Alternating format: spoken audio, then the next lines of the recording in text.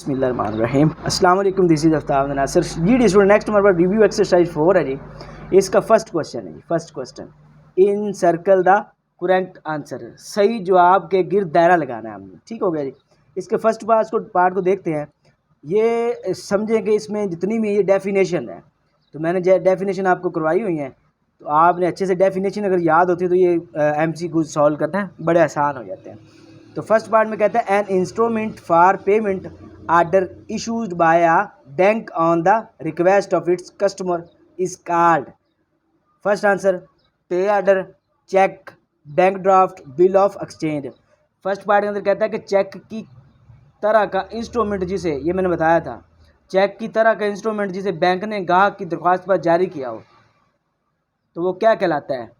वो पे ऑर्डर होता है, चेक होता है, बैंक ड्राफ्ट होता है, बिल ऑफ एक्सचेंज होता है। क्या चीज़ होती है जी? तो वो हमारे पास क्या होता है जी? पे ऑर्डर। तो इसके गिर्द आपने दायरा लगा देना। ठीक हो गया। नेक्स्ट मूव करते हैं जी। हमारे पास सेकंड इसका पार्ट है जी। इसमें कहता है the person or entity whose insurance is being done is called the insurer, insured, drawer, lease. क्या कह रहा है? वो शख्स या चीज़ जिसकी इंश्योरेंस की जानी हो, उसे क्या कहते हैं जी? इंश्योरर कहते हैं, इंश्योर्ड कहते हैं, ड्रायर कहते हैं, या लीज कहते हैं। तो ये चीज़ भी आपने पढ़ी हुई है, उसे क्या कहते हैं? इंश्योर्ड। इसको आपने सर्कल कर लेना। ठीक होगा। थर्ड जो हमारे पास है जी, the company undertaking the act of insurance is called insurer, insured, insurance policy. Company जो इंश्योरेंस के अमल को आगे बढ़ाती है, उसे क्या कहते हैं? इंश्योरर, इंश्योर्ड, इंश्योरेंस, या इंश्योरेंस पॉलिसी। तो उसे हम क्या कहते हैं जी? इंश्योरर। ठीक हो गया। ये इसका थर्ड पार्ट हो गया जी। नेक्स्ट मूव करते हैं इसके फोर्थ पार्ट की तरफ। The periodic instalment to be paid by the insured is called bonus, discount, premium, markup. यहाँ पर कहता है इंश्योर्ड के ज़रिए अदा की गई किस्त को क्या कहते हैं? बोनस कहते हैं, डिस्काउंट, प्रीमियम, मार्कअप। तो ये हम जानते हैं कि उसको हम क्या बोलते हैं जी? प्रीमियम कहते हैं जी। ठीक हो गया। जो किस्त होती है, कोई भी किस्त होती है, वो प्रीमियम कहलाती है। ठीक हो गया। नेक्स्ट फाइव पार्ट में, the return earned by the bank on loan is named as markup, premium, bonus, profit. तो यहाँ पर जो फर्स्ट जो फिफ्थ पार्ट है, उसमें कहता है कर्ज देने पर जो रकम बैंक वापस हासिल करता है, उसे क्या बोलते हैं? मार्कअप, प्रीमियम, बोनस, या प्रॉफिट। तो यहाँ पर अगर देखें तो हमारे पास फर्स्ट इसका बनता है जी ए, मार्कअप। ठीक हो गया। सिक्स पार्ट में कहता है the amount which is paid by the bank on the deposit is called profit, bonus, premium, markup. Six में कहता है कि जमा कराई गई रकम पर बैंक जो रकम अदा करता है, उसे क्या बोलते हैं? प्रॉफिट बोलते हैं, बोनस बोलते हैं, प्रीमियम बोलते हैं, या मार्कअप बोलते हैं। तो यहाँ पर हमारे पास क्या आता है जी? उसको हम प्रॉफिट बोलते हैं। ठीक हो गया। तो सेवन जो है, ये हमारे पास percentage of profit markup charge is called rate, time, interest, principal. Seven के अंदर कहता है कि मुनाफा या मार्कअप की वसूल की गई शरह को हम क्या बोलेंगे? तो यहाँ पर हमारे पास जो मुनाफा या मार्कअप वसूल की गई शरह को हम क्या बोलते हैं जी? रेट बोलते हैं जी। ठीक हो गया। ये सेवन पार्ट के अंदर क्या बोलते हैं जी? रेट बोलते हैं। The percentage of profit markup charge is called rate. ठीक हो गया। नेक्स्ट मूव करते हैं जी एट पार्ट की तरफ जी। एट पार्ट में कहता है a machine installed by the bank to dispense cash to customer is called an computer, scanner, ATM, card reader. कहता है एट के अंदर कहता है बैंक में लगाई गई मशीन जो नकद रकम को ग्राहक को अदा करती है, उसे क्या बोलते हैं? ये तो बड़ा आसान कॉमन क्वेश्चन है, हर बंदा जानता होगा। उसे क्या कहते हैं जी? ATM। तो ATM के थ्रू ही हम पैसे निकालते हैं ना।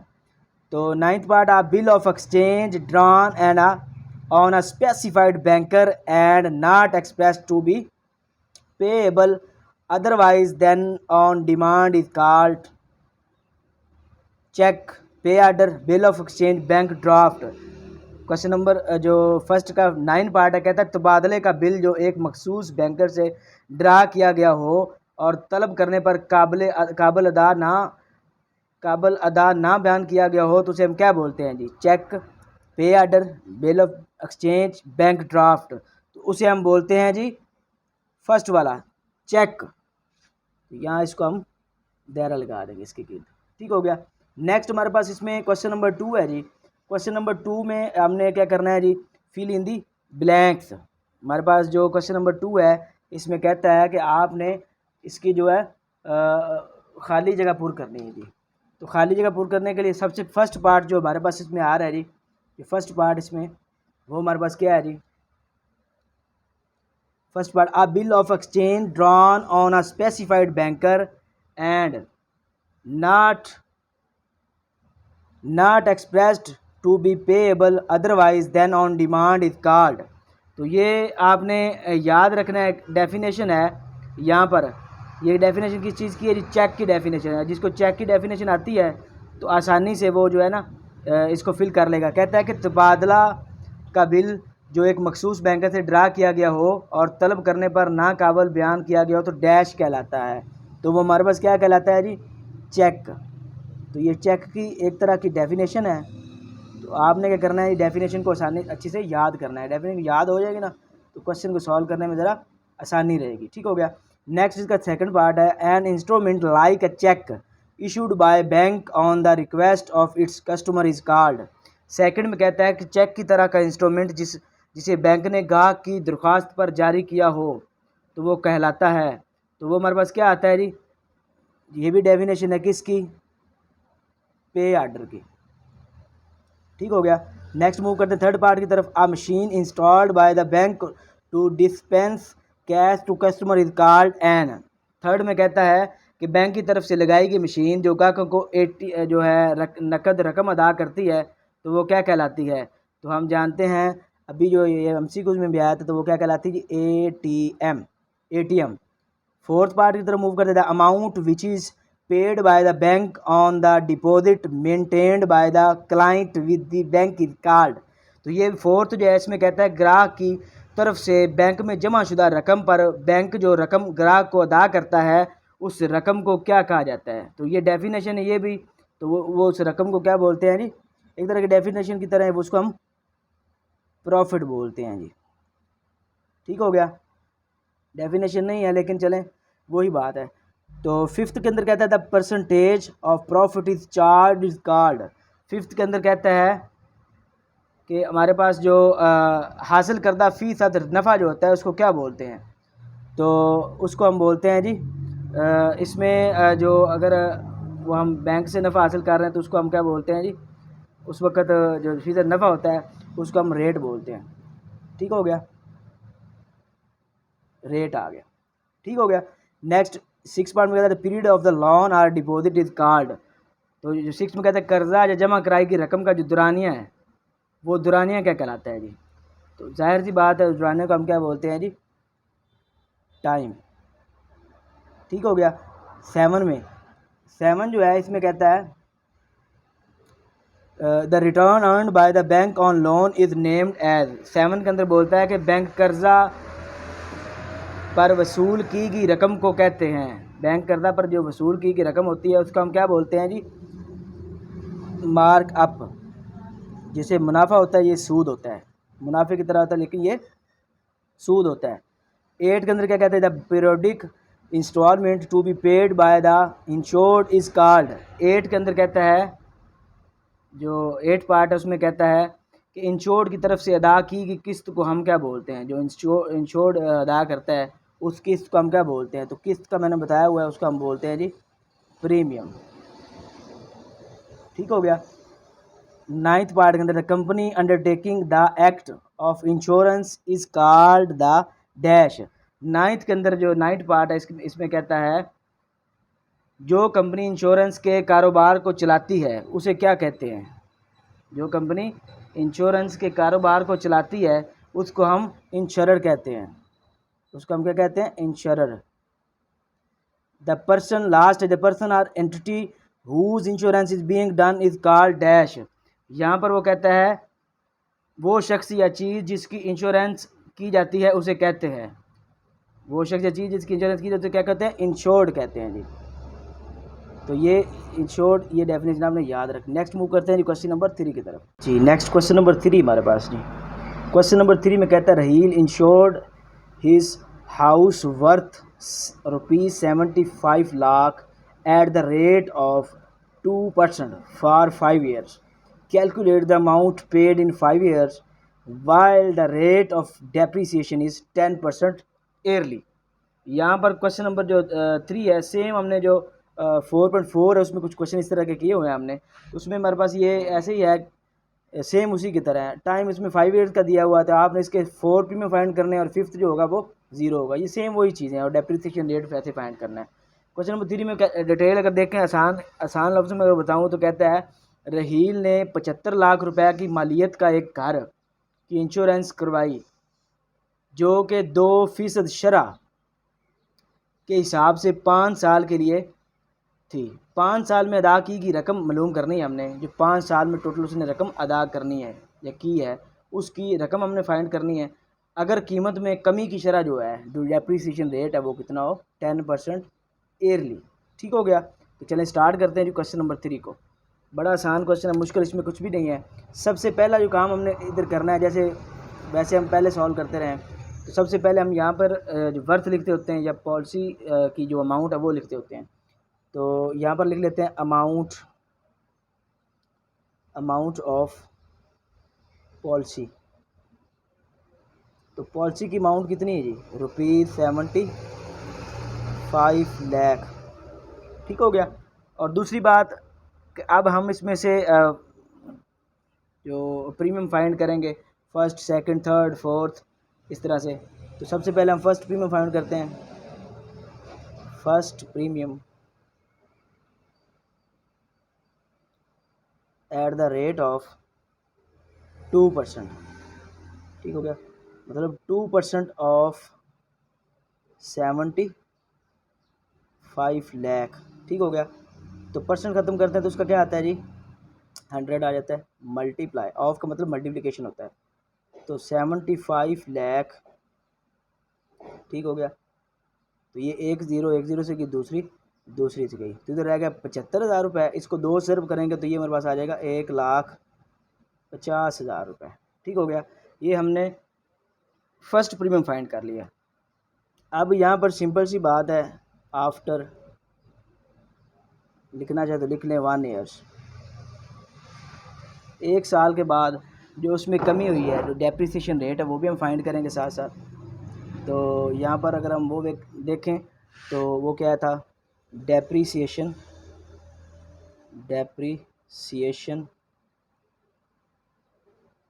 Rate at the rate 10%। ठीक हो गया। तो 10% ऑफ किसका, 75 लाख का। पॉलिसी की अमाउंट कितनी, 75 लाख है ना, तो इसका 10% क्या होगा वो निकालेंगे। तो परसेंट ख़त्म करते हैं तो वो 100 आ जाता है। मल्टीप्लाई 7, ये 75 लाख। ठीक हो गया। ये 1 सिफर इससे गई, 1 सिफर इससे गई, तो यहाँ पर क्या रह गया, 7,50,000। ठीक हो गया। तो यहाँ पर रह गया 7,50,000। अब यहाँ पर देखिए जो 7,50,000 है, ये हमारे पास क्या है जी, इसमें ये वो अमाउंट है जो कमी हुई है उस 1 साल के बाद। ठीक हो गया। तो हमने क्या करना है, इस कमी को जो पॉलिसी की अमाउंट उसमें से निकाल देना है। तो हमारे पास जो रिमेनिंग अमाउंट रह जाएगी वो लिखेंगे, remaining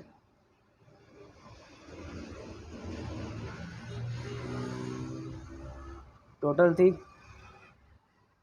75 lakh.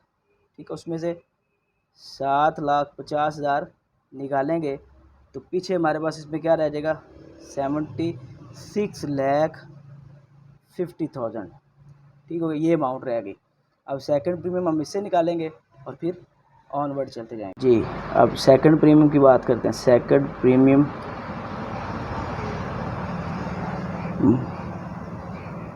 Eight the rate of जो second premium at the rate of 2%। ठीक हो गया। तो हमारे पास 2% ऑफ 67,50,000। ठीक हो गया। तो यहाँ पर हमारे पास आ गया, परसेंट ख़त्म किया 100 मल्टीप्लाई 67,50,000, ये आ गया। यहाँ पर 2 सिफरों से 2 सिफरें गई। यहाँ रह गया 6 लाख ये 67,500, तो इस सॉरी 67,500 रहेगा। इसको 2 से मल्टीप्लाई कर दे। 2 से मल्टीप्लाई 2 सिफर सिफर 2 सिफर सिफर 2 5 10 0, 2 7 14 और 1 15, 2 6 12 और 1 13। तो यहाँ पर मतलब 1,35,000 जो है इसका जो फर्स्ट प्रीमियम हमने फाइंड कर लिया। ठीक हो गया। इसके बाद आफ्टर 2 ईयर की बात करेंगे, लिख लेते हैं आफ्टर 2 ईयर्स। ठीक हो गया। तो यहाँ पर हमारे पास डेप्रिसिएशन रेट भी फाइंड करेंगे इसका।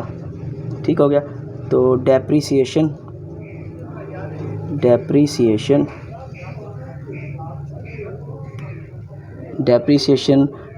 Eight the rate of 10%। ठीक हो गया। तो 10% ऑफ 67,50,000। तो यहाँ पर क्या करेंगे, परसेंट ख़त्म करते हैं, उसका 100 आता है, ऑफ का मल्टीप्लिकेशन का साइन आ जाएगा और यहाँ पर आ जाता है 67,50,000। ठीक हो गया। 1 0 1 से 1 0 इधर से गई, तो यहाँ पर रह गया 6,75,000। ठीक हो गया। अब 6,75,000 रुपये जो रह गया इधर, ये ये डेप्रिसिएशन रेट जो हमने निकाल लिया, अब इसको हम निकाल लेंगे 60,50,000 से। तो रिमेनिंग अमाउंट क्या बचेगी वो हमारी नेक्स्ट काम आएगी। रिमेनिंग अमाउंट जी 60,50,000, इसमें से हमने सब्ट्रैक्ट करना है जी 6,75,000। तो 60,50,000 में से 60,000 और 6,75,000 जब हम सब्ट्रैक्ट करते हैं तो हमारे पास जो न्यू प्राइस आती है वो क्या आती है जी 60,75,000 रुपये, ये अमाउंट रहेगी। अब हम थर्ड प्रीमियम निकालेंगे जी। थर्ड प्रीमियम सेम वही काम है, कोई नई बात नहीं है। Eight the rate of 2% of 60,75,000। ठीक हो गया। तो इसका परसेंट ख़त्म करते हैं तो हमारे पास क्या आता है 100 मल्टीप्लाई 60,75,000। तो ये 2 सिफर से गई, इधर रह गया 2 और इधर रह गया 60,750। इसको मल्टीप्लाई करें 2 के साथ, 2 सिफर सिफर 2 5 10 1 हासिल, 7 2 14 और 1 15 0 1 और ये 6 2 12। तो हमारे पास आ गया 1,21,500। ये हमारे पास थर्ड प्रीमियम आ गया। अब हमने आफ्टर 3 ईयर्स जो है डेप्रिसिएशन रेट भी निकालना है, तो हम सिंपल इधर में लिखेंगे आफ्टर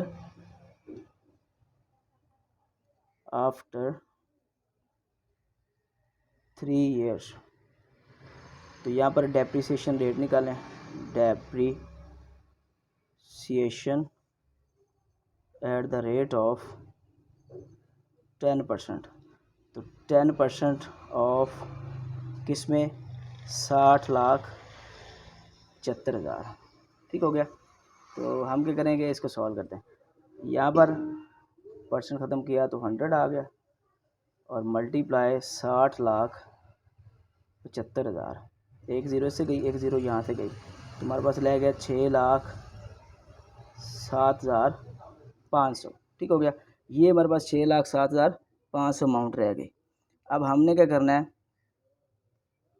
इसको सब्ट्रैक्ट कर लेना है 60,75,000 में से। तो हमारे पास जो रिमेनिंग अमाउंट रह जाएगी उसको हम ऑनवर्ड चलेंगे। रिमेनिंग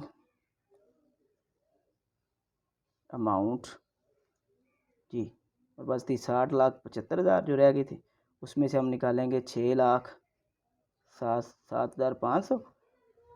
तो 60,75,000 में से जब 6,07,500 निकालेंगे तो हमारे पास क्या रह जाता है जी 54,60,500। ठीक हो गया। ये हमारे पास रिमेनिंग अमाउंट रह जाती है इसमें। ठीक हो गया। नेक्स्ट हमने क्या करना है जी आफ्टर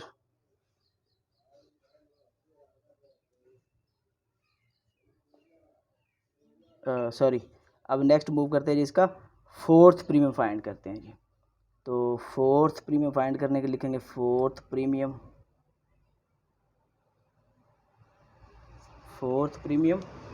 यहाँ पर एट द रेट ऑफ 2%, ठीक हो गया। तो 2% ऑफ किसका, 54,60,500। तो यहाँ पर हम क्या लिखेंगे, 2% ख़त्म किया, 100 मल्टीप्लाई 54,60,500, दो सिफरों से दो सिफरें गई, इधर आएगा 54,675। 54,675 को 2 से मल्टीप्लाई करवाते हैं, तो यहाँ पर अगर लिख लें तो 54,275 जो है, सॉरी 675 जो है, जब इसको हम 2 से मल्टीप्लाई करवाएंगे तो हमारे पास क्या रह जाता है, क्या बनेगा हमारे पास, 1,09,350 रुपये। तो ये मेरा फोर्थ प्रीमियम निकाल लिया। अब हम आफ्टर 4 ईयर के बाद इसकी डेप्रिसिएशन रेट निकालते हैं जी। यहाँ पर जो फोर्थ प्रीमियम हमने निकाला है वो लिखते हैं जी। फोर्थ प्रीमियम जो हमारे पास आया है इसका, वो हमारे पास आ गया जी 1,00,000, अभी हमने फाइंड किया 93,300, सॉरी 1,09,350 रुपये, ठीक हो गया। अब ये लास्ट प्रीमियम हमें फाइंड करना है, फिफ्थ प्रीमियम। तो लास्ट प्रीमियम याद रखें, जब भी आप लास्ट प्रीमियम की बात करेंगे तो वो 0 होगा, ठीक हो गया। अब टोटल पेमेंट हमने देखनी है कि फर्स्ट, सेकंड, थर्ड और फोर्थ प्रीमियम में हमने कितनी पेमेंट जो उसने देनी है। तो हम इधर लिखेंगे टोटल अमाउंट पेड, जो टोटल अमाउंट उसने पे करनी है तो उसने कितनी, सबसे फर्स्ट प्रीमियम कितनी थी, 1,50,000, सेकंड के अंदर 1,35,000 और जो थर्ड है उसके अंदर 1,21,500 और फोर्थ जो है 1,09,350। तो ये टोटल जो उसने पे करनी थी वो कितनी थी, 5,15,850 रुपये। ये जो इसकी टोटल अमाउंट जो उसने पे करनी थी, तो बस हमने यही फाइंड करना था। तो यही इसकी फाइनल इसकी अमाउंट होगी। नेक्स्ट मूव करते हैं जो क्वेश्चन नंबर 4 की तरफ जी। नेक्स्ट क्वेश्चन नंबर 4 जो है इसको देख लेते हैं। जो क्वेश्चन नंबर जो 4 है इसकी स्टेटमेंट को देख लेते हैं। हमारे पास जो 4 क्वेश्चन है इसकी स्टेटमेंट हम देखें तो कहता है Naeem insured his factory at the rate of 3% for 3 years with depreciation rate 5% yearly. If first premium is 21,000, find the worth of the factory. If he got a claim of 2 lakh rupees, 2 lakh after 2 years, how much benefit did he get? Question number 4 जो बड़ा आसान question है, इसमें उसने first premium दे दिया गया है, worth हमने फाइंड करनी है। क्वेश्चन नंबर 4 में कहता है नईम ने अपनी फैक्ट्री की इंश्योरेंस जो है वो 3% की शरह से 3 साल के लिए करवाई, जबकि कीमत में कमी का रेट 5% सालाना था। अगर पहला प्रीमियम 21,000 रुपये हो तो फैक्ट्री की मलियत मालूम करनी है। पहला task find the worth of factory, ठीक हो गया। अगर उसने 2 लाख रुपए का मुतालबा 2 साल बाद किया हो तो उसने कितना फ़ायदा हासिल किया है। यहाँ पर उसको 2 लाख का क्लेम उसने, ठीक हो गया, क्लेम मिला 2 लाख अगर मिले तो उसे कितना फ़ायदा होगा। तो वो बेनिफिट भी हमने फाइंड करना है। सबसे पहली बात वर्थ फाइंड करें, फिर हमने बेनिफिट फाइंड करना है। तो करना क्या है जी, सबसे पहले जो हमारे पास इसमें जो डाटा गिवन है उसको देखते हुए हमने इसको सॉल्व करना है। तो यहाँ पर सिर्फ उसने इतना कहा है कि आपके पास जो फर्स्ट प्रीमियम कितना है जी वो दिया गया। फर्स्ट प्रीमियम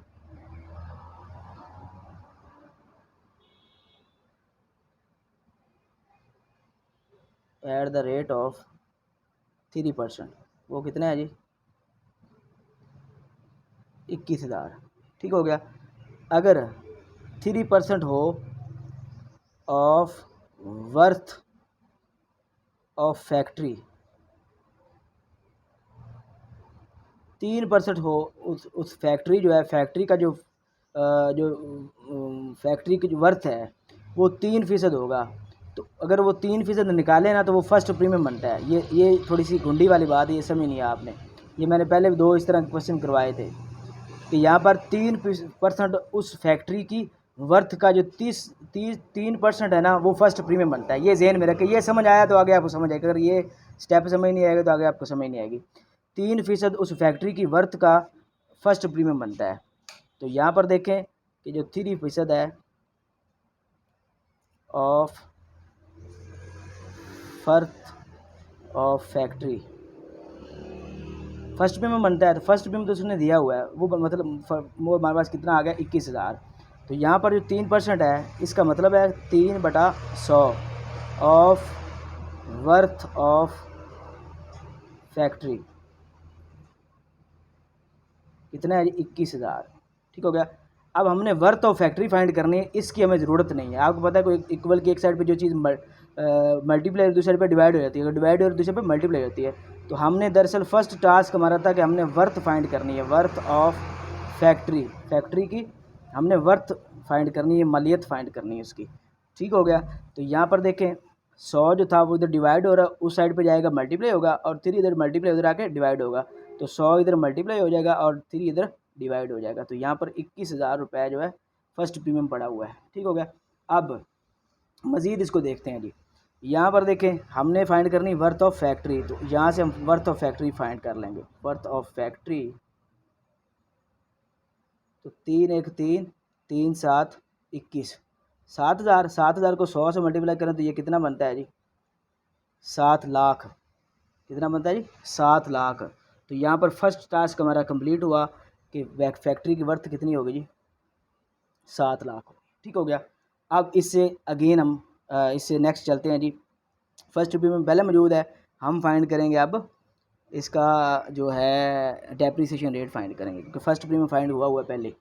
तो आफ्टर जो 1 ईयर्स इधर लिख लें, चलें लिख देते हैं इधर, आफ्टर 1 ईयर डेप्रिसिएशन रेट, जो कमी हुई इसमें डेप्रिसिएशन रेट जो है वो कितना है जी 5%। तो 5% हम 5% ऑफ 7 लाख। ठीक हो गया। हम निकालेंगे जी वो 7 लाख जो है वो 5% जो कितना बनता है वो हम फाइंड करेंगे। ठीक हो गया। तो हमारे पास है जी इसमें जो है हम देखेंगे इसमें जो 5% वो हम 7 लाख का निकालेंगे पहले। ठीक हो गया। तो यहाँ पर देखें जी 5% ख़त्म करते हैं तो वो आता है जी 100 मल्टीप्लाई ऑफ का मतलब मल्टीप्लिकेशन होता है, और यहाँ पर आ गया 7 लाख। 2 सिफरों से 2 सिफरें गई, 7,000 बच गया। अब 7,000 को 5 से मल्टीप्लाई करें तो 7 5 35,000। तो ये 35,000 उसकी कमी हुई है, उसमें डेप्रिसिएशन रेट बनता है। नेक्स्ट हम चलते हैं इसका सेकंड प्रीमियम फाइंड, सॉरी इसको सब्ट्रैक्ट करते हैं 7 लाख में से। इधर हम लिखेंगे remaining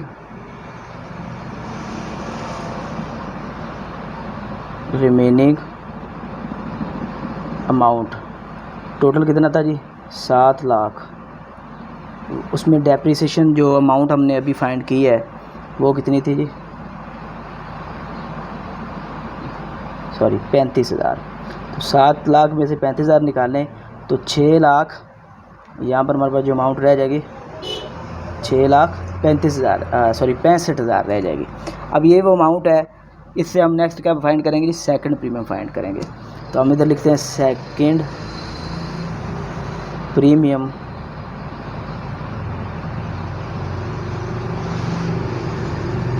eight the rate of 3%। 3% of 6,65,000। तो यहाँ पर 3% ख़त्म करता है तो 100 आता है, मल्टीप्लाई 6,65,000। 2 सिफरें से 2 सिफरें गई, इधर रह गया 6,650। इसको 3 से मल्टीप्लाई करें, 3 सिफर 3 5 15 हासिल 1, 3 6 18 और 1 19, 3 6 18 और 1 19। तो यहाँ पर हमारे पास जो सेकंड प्रीमियम आया वो क्या आया जी 19,950 रुपये। ठीक हो गया। अब यहाँ पर आपको पता है कि जो लास्ट प्रीमियम होता है मतलब 3 साल के लिए था, तो थर्ड प्रीमियम हमारे पास क्या हुआ इधर, वो याद रखना है हमेशा 0 होता है। जो लास्ट प्रीमियम होता है वो 0 होता है, लास्ट में हम किस्त देते ही नहीं है। ठीक है। तो यहाँ पर टोटल जो अमाउंट हम देख लेते हैं कितनी होती है 2 प्रीमियम की। Total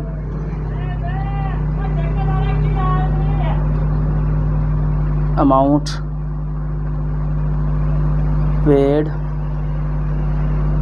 as premium. तो यहाँ पर टोटल अमाउंट बनती है 21,000। फर्स्ट प्रीमियम फाइंड हुआ था पहले, और जो सेकंड प्रीमियम फाइंड करते हैं तो वो हमारे पास क्या बनता है 19,950 रुपये। तो यहाँ पर इसकी टोटल अमाउंट हमारे पास बनती है जी 40,950। इसकी टोटल अमाउंट हमारे पास क्या बन गई 40,950। ठीक हो गया।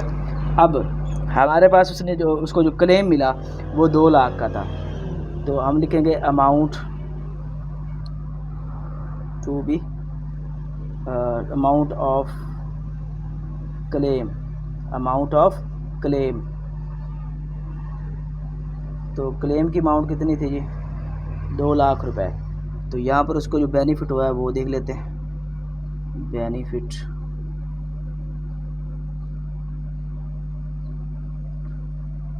टोटल 2 लाख इसको क्लेम मिला और उसमें से 40,950 रुपये उसने देने हैं, पेड करने थे। उसमें सब करते हैं, इसको तफरीक करते हैं तो यहाँ पर आता 1,59,050 रुपये। तो ये बेनिफिट हुआ है इसको। ठीक हो गया। तो यही हमने फाइंड करना था। सेकंड क्वेश्चन यहाँ पर क्वेश्चन नंबर 4 यहाँ पर कंप्लीट होता है। नेक्स्ट मूव करते हैं इसका लास्ट क्वेश्चन नंबर 5 की तरफ। जी dear student, next question number 5 है। क्वेश्चन नंबर 5 की स्टेटमेंट को समझें। स्टेटमेंट ज़रा जो है ना लंबी है, लेकिन बड़ा आसान क्वेश्चन है। क्वेश्चन ऐसे समझाऊंगा इंशाल्लाह कि आप भूल जाएंगे कि बहुत ही कमाल क्वेश्चन है, बड़ा ही प्यारा क्वेश्चन है, समझे, बड़ा आसान क्वेश्चन है। क्वेश्चन नंबर 5 में कहता है Mrs Rahim printer purchase under hire purchase system a machine from Lahore company on 1 January 2000। इसके ऊपर फोकस करें। Paying cash 10,000 and agreeing to pay 3 further installments. एक तो 10,000 दे दिया उसने, देना है मौके पे, फिर कहता है कि pay 3 further installments of 10,000 each on 31st December every year. The cash price of the machine is rupees 37,230 and the Lahore company charge markup 5%. PA से मुराद इधर है पर एनम या पर एयर की बात भी कर सकते हैं आप। पर एनम से मुराद भी वही है सालाना के हिसाब से। Draw table showing annual installment. जो टेबल शो करना उसमें प्रिंसिपल और मार्कअप दोनों होंगे, ठीक है, ऐड होंगे या एक ही कॉलम के अंदर इंस्टॉलमेंट और इंस्टॉलमेंट के अंदर प्रिंसिपल और मार्कअप आपने करना है। कहता है कि मिसिज रहीम ने प्रिंटर जो है किराया दराना ख़रीदारी निज़ाम के तहत लाहौर की कंपनी से 1 जनवरी 2000 को 10,000 रुपये नकद अदायगी पर और 10,000 रुपये इकसात पर, जो कि हर 31 दिसंबर को अदा करना होगी। 10,000 रुपये उसने नकद अदा करना है और 10,000 हर 31 दिसंबर को उसने अदा करना है। और एक मशीन ख़रीदी है जी उसने, तो उसने इसमें कहा था पे 3 फर्दर इंस्टॉलमेंट, और इसकी 3 इंस्टॉलमेंट मैक्सिमम होंगी। मशीन की नकद कीमत जो है जी वो 37,230 रुपये है। ठीक हो गया। कहीं जगह पर आप देखेंगे तो 37,250 लिखा होगा, तो कोई इशू नहीं है इसमें। यहाँ पर 37,230 है तो हम इसको ही लेकर चलेंगे। ठीक हो गया। नेक्स्ट कहता है कि लाहौर कंपनी जो है वो मार्कअप 5% सालाना की शरह से वसूल करती है। रेट क्या है जी मार्कअप का, वो 5% पर एनम सालाना के हिसाब से वसूल करती है। आपने जदवल तैयार करना है जो कि सालाना एक साथ पर असल ज़र प्लस मार्कअप ज़ाहिर करे। ठीक हो गया। ये तो मैंने थ्योरी आपको समझा दी, मेन जो आपने 50% आपको समझ आ गई होगी मुझे उम्मीद है। बाकी जो है वो मैं प्रैक्टिकली करके दिखाता हूँ। बड़ा आसान काम है। आपने करना क्या है जी, इस तरह एक टेबल बना लेना है, लिख लेना डेट ऑफ पेमेंट की डेट, क्योंकि एक तो हम उसी वक्त पे करने जा रहे हैं, बाकी 3 इंस्टॉलमेंट होंगी, तो 4 आपने कॉलम इसके रोज़ बनानी, 4।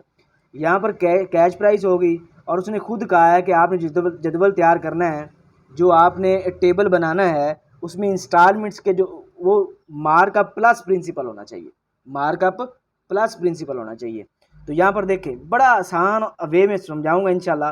मुझे उम्मीद है कि ऐसा किसी ने आपको नहीं समझाया होगा, मैं यकीन से दावा दे सकता हूँ। ठीक हो गया। अब सबसे पहले यहाँ पर हमारे पास जो सबसे पहली चीज़ है कि हमारे पास जो असल उसकी कीमत क्या है जी, mean to say that cash price. उसकी जो कैश प्राइस क्या है, जो वो हमारे पास है जी 37,230 रुपये। ठीक हो गया। ये उसकी असल कीमत होगी। ठीक हो गया जी। अब उसकी जो कैश प्राइस है 37,230 रुपये। ठीक हो गया, स्टेटमेंट के अंदर गिवन है ये। ठीक हो गया। अब स्टेटमेंट के अंदर ये गिवन है कि 37,230 रुपये उसकी कैश प्राइस है। इसके ऊपर मार्कअप देखना है सबसे पहली बात। तो यहाँ पर देखें मार्कअप का जो कॉलम है इसमें हम कुछ भी लिखेंगे, मीन टू से दैट ये ज़ीरो है। जब हम फर्स्ट टाइम कोई चीज़ लेते हैं तो उसके ऊपर मार्कअप जो फर्स्ट जो इंस्टॉलमेंट उसके ऊपर नहीं देते होते। ये जो जब हम पे करेंगे उसको जो हमारा इंस्टॉलमेंट की डेट होगी उसमें हम पे करते हैं, तो ये ज़ीरो हो गया। सही हो गया। यहाँ प्रिंसिपल की रकम क्या है, मतलब जो उसने पहले पे की वो कितनी है जी, 10,000 रुपये। 10,000 उसने पे की और 10,000 ही सालाना के हिसाब से हर 31 दिसंबर के हिसाब से उसने उसको इंस्टॉलमेंट पे करनी है। ठीक हो गया। अब 37,230 में से 37,230 में से ये 10,000 उसने पे कर दिया ना मौके पे, तो वो हम निकाल लेते हैं। जब हम 10,000 इसमें से निकालेंगे तो पीछे हमारे पास क्या रह जाता है जी, 27,230 रुपये। ये हमारे पास बकिया रकम रहेगी, रिमेनिंग अमाउंट जिसे आप बोलते हैं। ठीक हो गया। अब यहाँ पर हमारे पास 27,230 रुपये रहेगी। तो यहाँ पर अब 31/12/2000 जो मतलब नेक्स्ट दिसंबर आ रहा है उसमें जो हमने पे करनी है अमाउंट वो हम निकालेंगे कि वो कैसे है। अब यहाँ पर देखिए 27,230 रुपये हमारे पास रह गए थे। अब इसके ऊपर उन्होंने कहा है कि हर 31 दिसंबर को आपने जो सालाना जो मार्कअप है वो भी पे करना है। वो कितना है, 5% है। तो मैं वो 5% जो है, 5% से मुराद होता है 5/100। तो वो 5% निकालूंगा इस 27,230 का कि वो कितना बनता है। तो यहाँ पर देखें 1 0 से गई, इधर 5 है, 5 1 5 5 2 10। तो यहाँ पर है 2723। 2723 जो है इसको आपने 2 पर तकसीम कर देना है।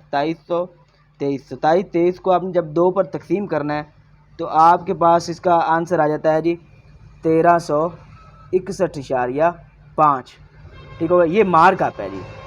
अब ये मार्कअप है तो टोटल पे कितना करना है, अब इधर गौर करना है आपने बच्चों, इधर गौर करना है कि टोटल पे करना है हर साल 10,000 रुपये। हर 31 सितंबर को कितना पे करना है, 10,000।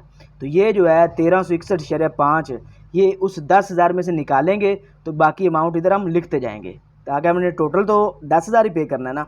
अब 10,000 में से 1361.5 निकालें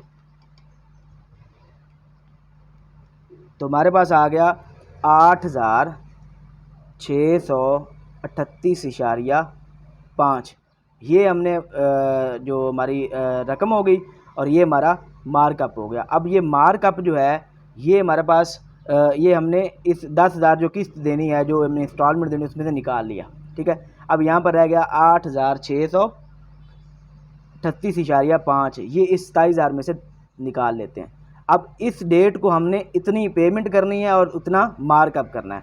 मतलब ये पेमेंट हमारे पास होगी, टोटल करना तो हमने 10,000 ही जमा करवाना है ना, लेकिन इतना हमने वो करवाना है उसकी जो है इंस्टॉलमेंट और उसमें प्लस मार्कअप, ये टोटल 10,000 बनेगा। तो ये हम निकाल लेंगे 8,638.5। तो 27,230 में से हम ये निकाल लेते हैं। 27,230 में से हमने सब्ट्रैक्ट कर लिया 8,638.5, इसको हमने सब्ट्रैक्ट कर लिया। तो पीछे हमारे पास रह गया 18,591.5। ये अब हमारे पास वो रिमेनिंग अमाउंट रह गई। ठीक हो गया।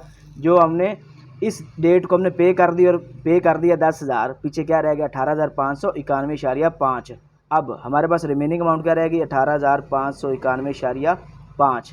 अब इसके ऊपर सालाना वही 5% हमने मार्कअप लेना तो वो निकाल लेते हैं मार्कअप कितना बनता है। तो 5/100 आपने मल्टीप्लाई करवाना है 18,500 सॉरी 591.5। अब आपने करना क्या है, 5 को इससे मल्टीप्लाई करना है 18,591 और 100 पे डिवाइड कर देना है। तो आपके पास वो मार्कअप की अमाउंट आ जाएगी जो 5% होगी, जो आपने सालाना रेट जो आपने उस पर से मार्कअप रेट लगाना है जो उसके ऊपर लगना है आपको। तो 5 को आपने मल्टीप्लाई करना है 18,591.5 इक्वल जो आंसर आ गया इसको आपने डिवाइड कर देना है 100 के ऊपर। तो आप जब डिवाइड करते हैं तो आपके पास इसका फाइनल आंसर आता है 929.575। अब इस 18,591.5 के ऊपर कितना जो मार्कअप लगेगा, वो लगेगा 929.75 या 500,575। ठीक हो गया। अब टोटल हमने 10,000 देना था, उसमें से हम ये निकाल लेंगे क्योंकि इतना मार्कअप होगा, तो मार्कअप प्लस अमाउंट प्रिंसिपल हमारे पास जो इंस्टॉलमेंट बनेगी ना, इंस्टॉलमेंट सूद के साथ ही होती है ना, मार्कअप सूद ही है उसका। तो आपने क्या करना है जी, टोटल था 10,000 जो देना है आपने हर 31 दिसंबर को, उसमें से आपने निकाल लेना 929.575। तो इधर पीछे रह जाएगा 9,070.425, 9,070.425। ठीक हो गया। अब इसको आपने सब्ट्रैक्ट कर लेना है, इस जो रह गई अमाउंट, अब इसमें जो आपने पे करना है वो इसमें से सब्ट्रैक्ट करना है। तो यहाँ पर हम क्या करेंगे, 9,070.425 इसको इसमें से सब्ट्रैक्ट करेंगे तो रिमेनिंग अमाउंट आपके पास क्या रह जाएगी, 18,591 में से इसको सब्ट्रैक्ट करते हैं तो आपके पास जो रिमेनिंग अमाउंट रह जाएगी, इसको 18,591.5 सब्ट्रैक्ट करें 9,070.425। ठीक हो गया। तो इक्वल प्रेस करेंगे तो आपके पास जो रिमेनिंग अमाउंट रह जाती है वो 9,521.075 ये रह गई अमाउंट। ठीक हो गया। अब ये रिमेनिंग अमाउंट आपके पास रह गई, मतलब बकिया, मतलब आपके पास रह गई 9,521.075। ये आपने इस डेट को पे करनी है। अब इसके ऊपर देख लेते हैं कि हमारे पास मार्कअप जो शरह है, जो मार्कअप है वो कितना बनता है। तो आपने क्या करना है, 5/100 5% निकालना है ना, तो ये आ जाएगा 9,521.075। आपने करना क्या है, 5 के साथ इसको मल्टीप्लाई करें, 9,521.075 को और 100 पे डिवाइड कर दें। तो आपने करना क्या है जी, इसके साथ 5 को मल्टीप्लाई कर लिया, जो आंसर आता है उसको आपने डिवाइड कर लेना है 100 के ऊपर।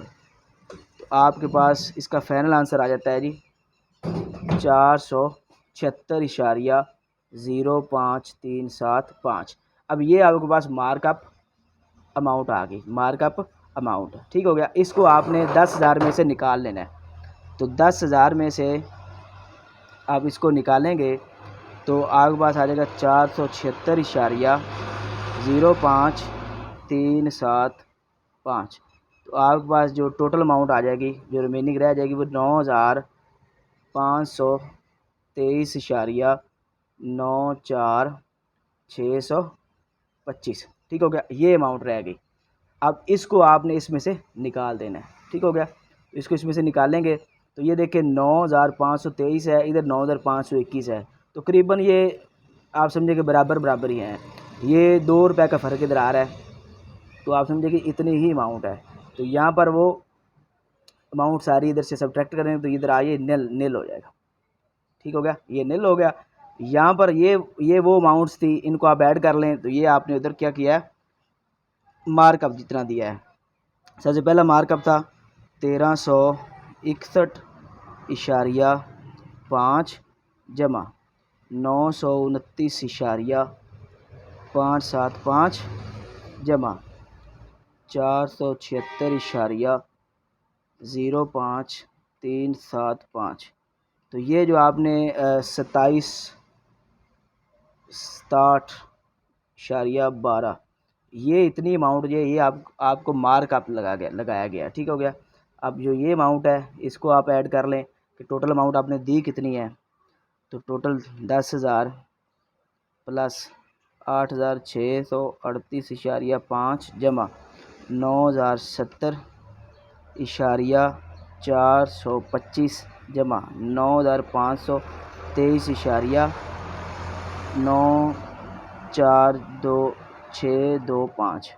इसको ऐड करेंगे तो टोटल बन जाती है 37,232.87। अब ये 2 रुपये एक्स्ट्रा आपने दिए हैं। ठीक हो गया। ये 2 एक्स्ट्रा 23 वजह से मैंने इधर 23 आता है, लेकिन मैंने 23 की जगह 21 लिख लिया। आप इधर 23 भी लिखें, 23 भी लिखें तो कोई बात नहीं है, क्योंकि आप 2 रुपये आपके एक्स्ट्रा चले गए तो कोई इशू नहीं, 2 रुपये का कोई मसला नहीं होता। तो ये क्वेश्चन था जिसमें हमने नकद पेमेंट जो उसकी कैश प्राइस वो 37,230 रुपये थी, कहीं किसी बुक में 2,250 है, तो उस वजह से हो सकता है गड़बड़ हुई हो। तो 37,230 को आपने फ़र्स्ट टाइम उसके 10,000 दे दिए, बाकी आपने 3 इंस्टॉलमेंट के अंदर देने थे, तो 10,000 में निकाल के बाकी इंस्टॉलमेंट के अंदर ये दे दिए, और मार्क आप अपने इतना लगाया गया, आपको जो सूद लगा है वो 2767.12 रुपये लगा है। ठीक हो गया। और आपने जो अमाउंट पे की है वो एक्चुअल अमाउंट आपने 37,230 करनी सी बत्ती कर दी, और उसके साथ ये आपको सूद लग गया। तो मुझे उम्मीद है सब बच्चों को इसकी समझ आई होगी। फिर भी किसी क्वेश्चन का इशू हो, कोई मसला हो, तो कमेंट सेक्शन में ज़रूर आएँ। नेक्स्ट वीडियो तक के लिए अल्लाह हाफिज़।